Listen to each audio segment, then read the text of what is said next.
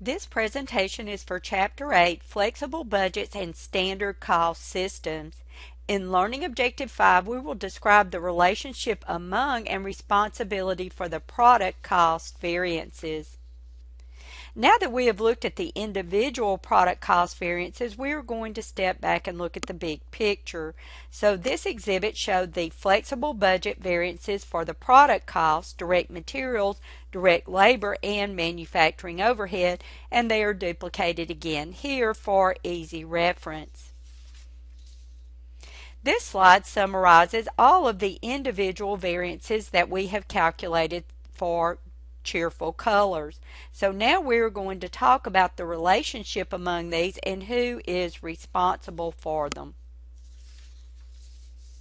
This exhibit shows the relationship among the various product costs.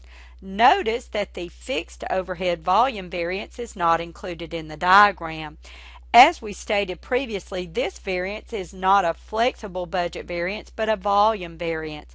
It shows how allocating fixed cost on a per unit basis causes a difference between budgeted fixed overhead and allocated fixed overhead. The allocation causes either an under or over allocation of fixed manufacturing overhead. Now that all the variances are summarized, Cheerful Colors can investigate the variances it feels are significant. This is called management by exception because managers concentrate on results that are outside the accepted parameters. In other words, managers focus on the exceptions. Exceptions can be expressed as either a percentage of a budgeted amount or a dollar amount. Many companies use a combination of percentages and dollar amounts. For example, a company may investigate any variances greater than 10% of the budgeted amount and are $10,000 or more. Cheerful Colors investigates any variances greater than $5,000 that are direct materials, direct labor, or variable overhead efficiency variances. So this slide shows the variances that Cheerful Colors would investigate because they are more than $5,000. This slide shows the people that would be involved in the investigation of the variances and the possible questions that they might be asked. For the direct materials cost variance, which was favorable, $9,750, the purchasing manager might be asked how he was able to purchase the paraffin for the crayons at such a reduced cost and whether or not the reduced cost compromised quality. Also, we would want to know whether or not the amount of the paraffin was going to be a one-time deal or something that would continue in the future. For the direct materials efficiency variance, which was $22,750 unfavorable, we would ask the production manager more specific information about why so much more paraffin was used than expected and whether or not it was something to do with the quality.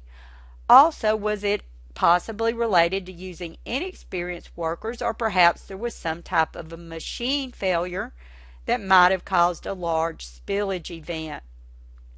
For the direct labor cost variance, which was $20,800 unfavorable, we would want to investigate that with human resources to determine why the workers were paid more than expected. Did the workers hired have advanced skills, or was the increase related to fringe benefits? For the direct labor efficiency variance of $31,200 favorable, we would again talk to the production manager to determine how the workers were able to produce batches faster than expected and whether or not the workers were more experienced or better trained, and also whether this level of production could continue in the future.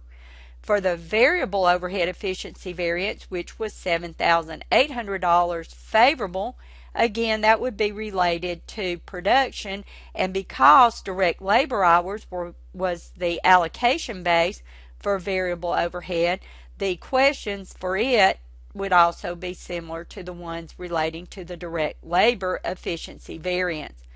Also, if we were to look at the overall picture for the variances, we might ask whether or not the Workers may have been paid some type of bonus, which would have increased the direct labor cost if they worked faster, which would have been a reason for the direct labor efficiency variance, but perhaps that working faster caused the workers to waste more of the paraffin that would explain the direct material's unfavorable efficiency variance.